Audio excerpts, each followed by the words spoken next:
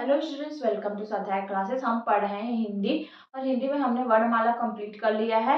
आप चैनल पे जाके वहाँ पे प्लेलिस्ट देख सकते हैं और कम्युनिटी पोस्ट में उससे रिलेटेड क्वेश्चन देख सकते हैं। आज पढ़ेंगे संधि। तो संधि क्या है? संस्कृत शब्दों से, संस्कृत शब्द से लिया गया है और दो वर्णों या ध्वनियों के मिलाप से उत्पन्न होने वाला विकार संधि कहलाता है। अब संधि में क्या होता है? प्रथम शब्द का अंतिम वर्ण और द्वितीय शब्द का प्रथम वर्ण, इसका संधि होता है। संधि मतलब जोड़ होता है। जैसे कि विद्या और आलय। विद्या में क्या है? अंतिम वर्ण इसका आ है और आलय में सब पहला वर्ण क्या है? आ है। तो दोनों मिलके क्या बना रहे हैं? विद्यालय, मतलब आ बना रहे हैं। तो इन दोनों का यहाँ पे जोड़ हुआ है। अब इसके गुण या विशेषता देखते हैं। संधि तो ये भाषा को सुंदर बनाता है। शब्द निर्माण, नया शब्द निर्माण यहाँ निर्माण हुआ ना, विद्या और आलय विद्यालय। अब व्याकरण की सरलता, संधि को अगर हम समझ लिए तो व्याकरण भी हमारे लिए सरल हो जाएगा।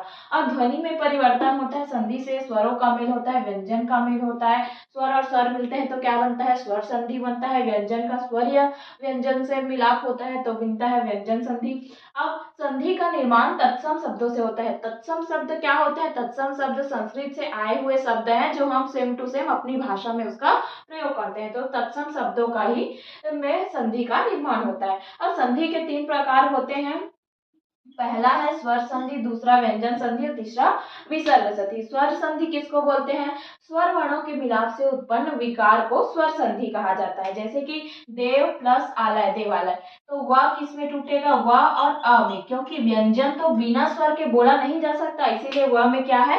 अ है।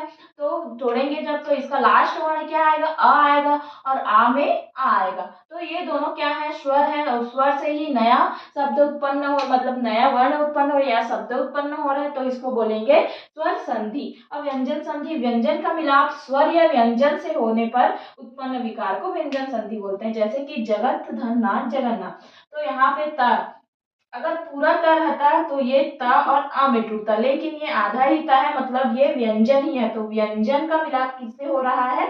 व्यंजन से हो रहा है। न क्या है? व्यंजन है। न टूटेगा, न प्लस आ में, ठीक है।